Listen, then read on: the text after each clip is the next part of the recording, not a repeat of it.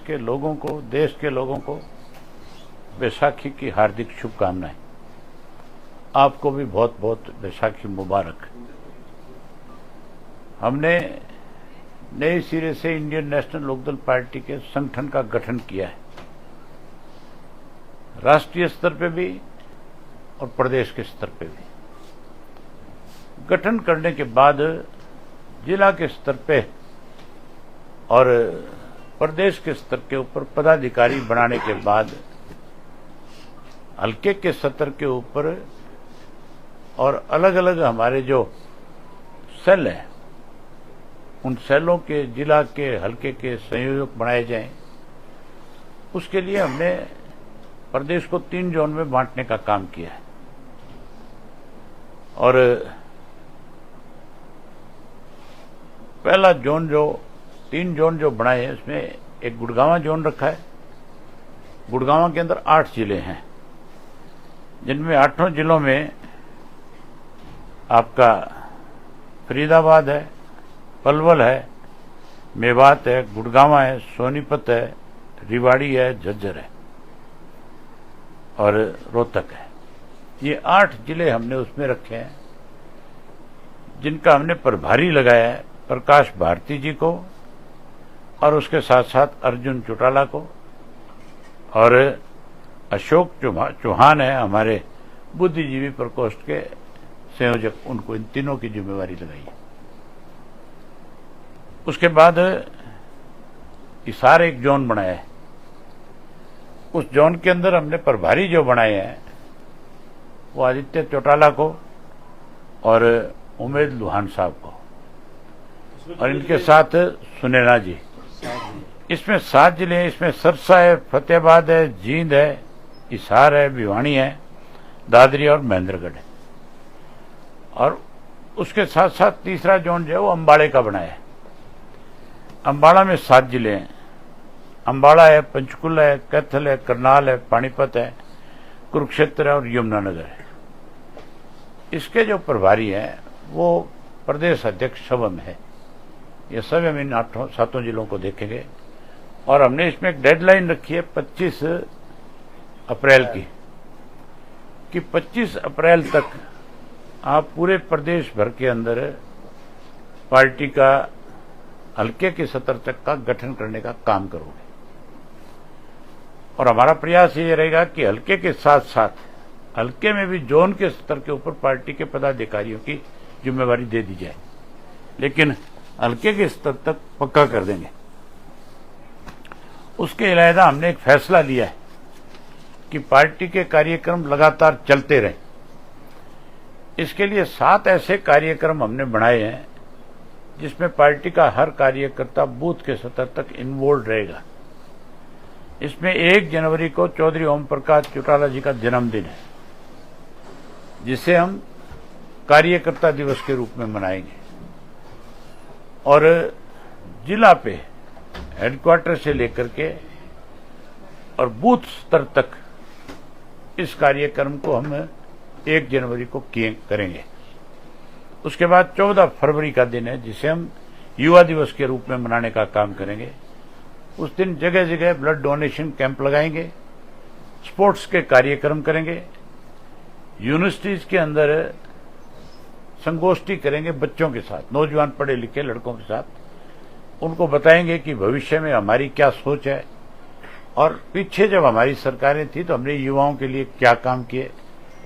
कांग्रेस और भाजपा की सरकार ने किस तरह से इस प्रदेश में बेरोजगारी बढ़ाई, किस तरह से युवाओं को लुभाने का काम किया। ये सारी बातें 14 तारीख के दिन में हमने तय करी है कि उसको पूरा दिन चलाएंगे, सुबह से शाम तक इस कार्यक्रम को। उसके बाद फिर 6 अप्रैल को चौधरी देवीलाल जी की पुण्यतिथि है, उसको हमने श्रद्धांजलि दिवस के रूप में मनाना है। ये भी जहां जहां चौधरी साहब की प्रतिमाएं लगी हुई हैं, वहां सब जगह पे चौधरी साहब की प्रतिमाओं पे सर्वधर्म सभा करके गरीब लोगों के अंदर जाकर के उनकी कैसे हेल्प हो सकती हो पार्टी की तरफ से हम उनकी करेंगे। उसके अलावा अगला जो कार्यक्रम है वो करेंगे 29 अप्रैल को। इस 29 अप्रैल को भी हम उसको करने जा रहे हैं। हमने उसको नाम दिया है, हमारा ये स्थापना दिवस है पार्टी का, और इसका नाम रखा है हमने संघर्ष दिवस। इस दिन हम पूरे प्रदेश के अंदर हमारे युवा, हमारे जो पार्टी के कार्यकर्ता हैं, उन सबको कहेंगे कि वो अपने घरों पे झंडा लगाएं और स्थापना दिवस को बूथ के स्तर पे अपने अपने गांव में, अपने अपने वार्ड में इसको मनाने का काम करें। फिर आएगा 25 सितंबर चौधरी देवीलाल जी का जन्मदिन। उस दिन हम बड़ी संख्या में लोगों ने सम्मान दिवस के रूप में चौधरी देवीलाल के प्रति अपनी श्रद्धा सुमन अर्पित करने के लिए आते हैं। और अब की बार हम और बड़ा आयोजन करेंगे। इसके लिए मैं स्वयं जो है, पार्टी के अन्य पदाधिकारी तो इस काम को आगे बढ़ा ही रहे हैं, मैं स्वयं पूरे हरियाणा प्रदेश के 90 के 90 विधानसभा क्षेत्रों में जाऊंगा। मई में स्टार्ट करूंगा और इसको 20 सितंबर तक 90 विधानसभा क्षेत्र कवर करूंगा, लोगों को इनवाइट करूंगा और पहले से भी ज्यादा बड़ी संख्या में लोग आएंगे। और उस दिन फिर इस बात के ऊपर मोहर लगा देंगे कि हमने चौधरी देवीलाल की नीतियों में विश्वास व्यक्त किया है और इंडियन नेशनल लोकदल पार्टी को हम सत्ता की तरफ आगे लेकर के जाने का काम करेंगे। उसके बाद 20 दिसंबर चौटाला साहब की पुण्यतिथि है, तो चौटाला साहब की पुण्यतिथि भी हमें बूथ के स्तर तक मनाने का काम करेंगे। उसके अलावा जो 7वां कार्यक्रम है उसका चार्ट हम तैयार कर रहे हैं। जैसे आज बैसाखी थी, आज भी हमने अपने पार्टी के सब जिला हेडक्वार्टरों पे इस चीज की हिदायत दी कि इसको बैसाखी के दिन को आप एक पर्व के रूप में मनाने का काम करें। और उसी के साथ साथ कल जो है बाबा साहब अम्बेडकर की जयंती है, हम कल भी उसको मनाने का काम करेंगे। और इसके साथ साथ जितने भी हमारे महानुभाव हुए हैं, जिन्होंने चाहे देश की आजादी में कोई बड़ी भूमिका निभाई या जिन्होंने हमें कोई सामाजिक रास्ता दिखाया, ऐसे लोगों को भी हम पुण्यतिथि मनाएंगे, हम उनके शहीदी दिवस मनाएंगे और हम उनको अपने पार्टी के स्तर पे याद करने का काम करेंगे। ये हमारा एक फैसला है पार्टी का। और उसके साथ साथ आने वाले समय में सरकार अगर किसी भी तरह से आज जैसे एक जाति युवाओं के साथ कर रही है, आज कहा तो ये गया था कि 20,000 युवाओं को रोजगार दिया है हमने। इस बात को लेकर के सरकार के हर व्यक्ति ने बड़ी पीठ थपथपाई थी, लेकिन आज हर डिपार्टमेंट से जिनको नौकरी दी गई थी उस वक्त में हजारों की संख्या में नौकरी से बाहर कर दिया गया। और मुझे नहीं लगता कि आने वाले समय में जिनको 20,000 को नियुक्ति पत्र दिए थे उनमें से एक को भी रख लेंगे। सबको दिहाड़ीदार लगाया था। मैंने पहले भी आपसे ये बात कही थी कि इनमें से कोई स्थायी नौकरी वाला नहीं है, सबके सब कोई फिक्स पे है और फिक्स पे वाले को जब मर्जी सरकार हटा सकती है, इसलिए आज उनको हटा रही है नए नियुक्ति पत्र जारी करने के बजाय। इस तरह की कोई भी बेकायदगी सरकार करेगी, हमारी पार्टी उसका विरोध केवल आपके सोशल मीडिया के या इलेक्ट्रॉनिक मीडिया है या प्रिंट मीडिया के माध्यम से विरोध नहीं, बल्कि हम सड़क के ऊपर खड़े होकर के भी सरकार का इन चीजों का विरोध करने का काम करें। हम लोगों की लड़ाई लड़ेंगे, लोगों में विश्वास पैदा करेंगे और ये जो दोनों पार्टियां मिलकर के प्रदेश को लूट रही है, प्रदेश को कमजोर कर रही है, इनका असली चेहरा लोगों के सामने लाने का काम करेंगे।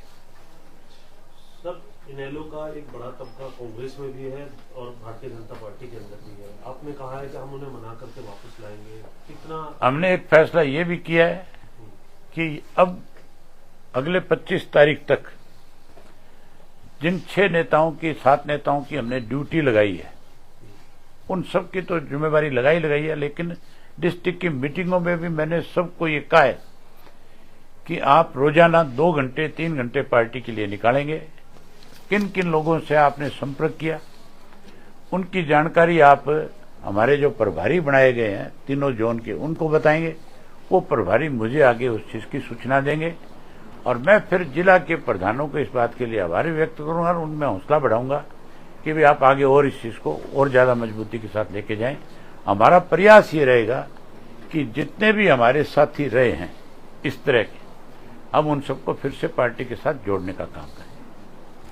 सर, कल प्रधानमंत्री आ रहे हैं हरियाणा में, कार्यक्रम को कैसे देख रहे हैं सर? कुछ परियोजनाओं प्रधानमंत्री को आए स्वागत है। उनका हरियाणा से बहुत बड़ा संबंध रहा है, उन्होंने हरियाणा से बहुत कुछ सीखा है। लेकिन हम एक डिमांड करते हैं कि प्रधानमंत्री जी जिस हवाई अड्डे का उद्घाटन करने के लिए आ रहे हैं, उसके उद्घाटन कई बार हुए हैं।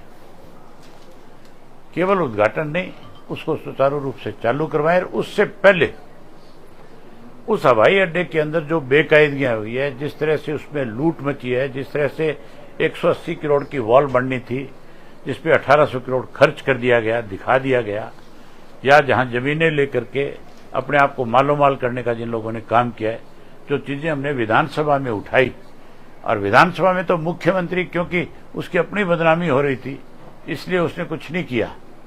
लेकिन प्रधानमंत्री अगर सही मायने में इस देश से भ्रष्टाचार खत्म करना चाहते हैं, तो फिर प्रधानमंत्री जी को जहां उद्घाटन करे वहीं मुख्यमंत्री को और अधिकारियों के आदेश दे देना चाहिए, जांच करके इतने दिन में मुझे अवगत कराओ, और जो दोषी लोग हैं उनके खिलाफ सख्त कार्रवाई करो।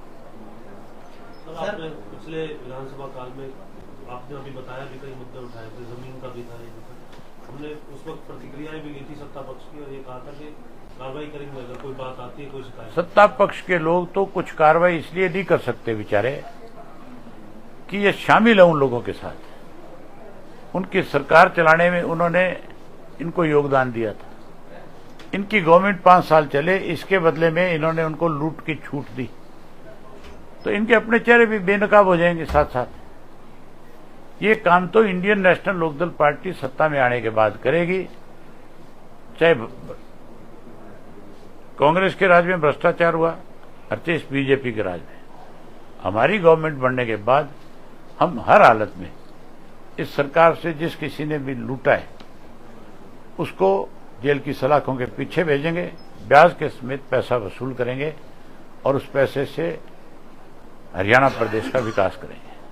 आपकी बैठक का जो निचोड़ सर आपने बताया, उसमें युवाओं पर ज्यादा फोकस है आपका, चाहे वो HKRN से। युवा ही इस देश को आगे लेकर के जा सकता है, और इंडियन नेशनल लोकदल पार्टी ने हमेशा युवाओं को महत्व दिया है। हमारे वक्त में सबसे ज्यादा युवाओं को टिकटें मिली, सबसे ज्यादा युवा चुन करके आए। आज भी हमारे 2 विधायक हैं, दोनों युवा हैं। सबसे ज्यादा युवा हमारी पार्टी में। हमने महिलाओं को, जो आज बात की जा रही है 35%, 33% महिलाओं को आने वाले समय में लोकसभा में, विधानसभा में, राज्यसभा में लेकर के आएंगे, इसकी शुरुआत चौधरी ओम प्रकाश चौटाला ने करी थी। उन्होंने सबसे पहले अपनी पार्टी के अंदर एक रेजुलेशन पास करवाया था कि हमारी पार्टी की तरफ से 33% महिलाओं को हम सरकार में हिस्सा देंगे। सर, ये बीपीएल का जो मुद्दा अभी सरकार कह रही है कि हम बीपीएल की छटनी करेंगे, क्या लगता है कि इनको चुनाव से पहले इनकी वोट लेने की कोशिश की गई, अब चुनाव चले गए तो इनको हटाने की बात की जा रही है? आप इसको किस नजरिए से देखते हैं? कैथल में नरेगा का पैसा खा गए, उसकी कोई जांच नहीं है। उसकी जांच हो तो उसकी लपट बहुत दूर तक जाएगी। यमुनानगर के अंदर मिट्टी बेच के खा गए, अगर उसकी जांच हो तो उसकी लपट भी बहुत ऊपर तक जाएगी। ये जो लोग कहते हैं ना कि हम ईमानदारी से भरे हुए हैं, ये सबसे बड़े डकैत हैं। ये तो बदकिस्मती है हमारे प्रदेश की कि विधानसभा में कोई आज ऐसा सदस्य नहीं है जो इनकी पोल को ढंग से खोल सके। केवल हमारे 2 सदस्य हैं जो समय समय पर इस तरह की चीजों को बुलंद आवाज के साथ उठाने का काम कर रहे हैं। मैं बहुत जल्द बहुत लोगों को बेनकाब करूंगा। कल मनोहर लाल जी की ये जो कह रहे हैं कि हमने बीपीएल जो है वो अपने आप सरेंडर कर दें, तो जब इन्होंने बनाए थे तब क्या सोच के बना दिए थे? आज भी इन्होंने कैप लगा रखी है।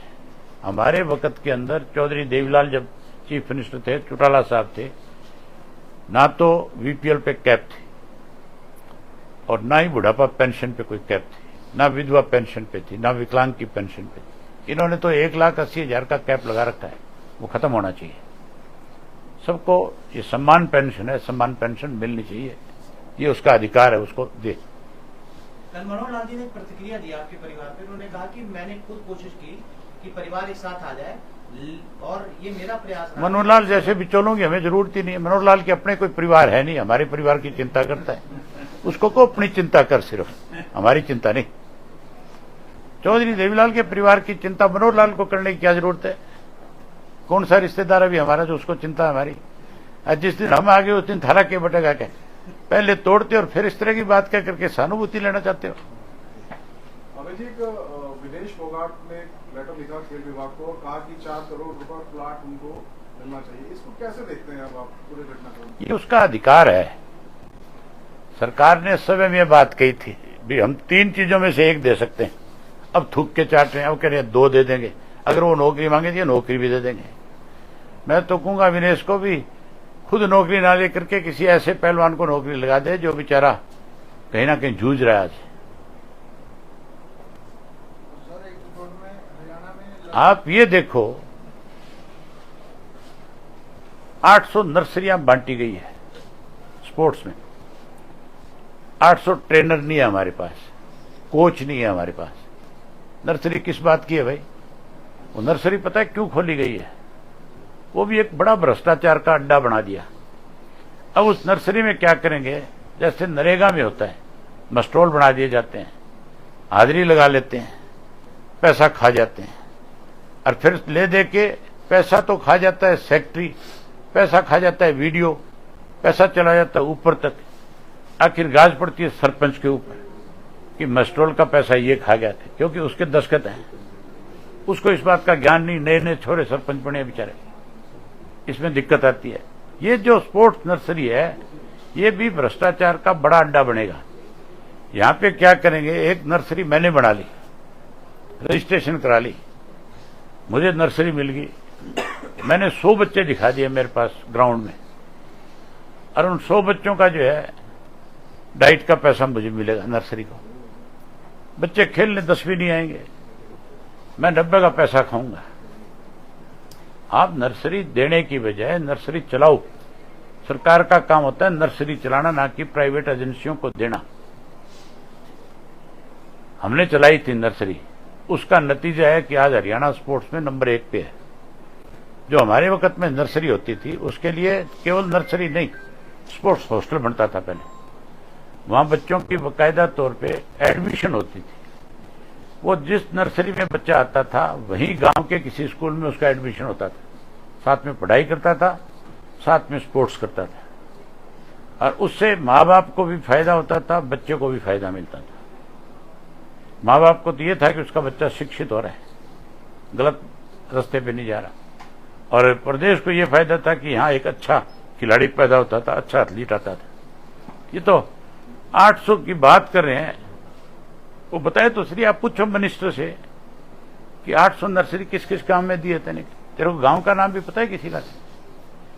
कौन से खेल में दिए ये पता नहीं होगा। सर, हरियाणा में लड़कियों की रेशो कम हो रही है लड़कों के मुकाबले स्पोर्ट में, इस पे क्या कौन कर रहा है?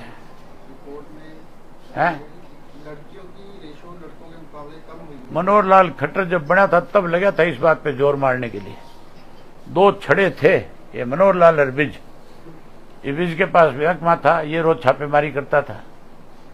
इन्होंने सबने इस प्रदेश को बर्बाद कर दिया। यहां पहले कोई कमी नहीं थी।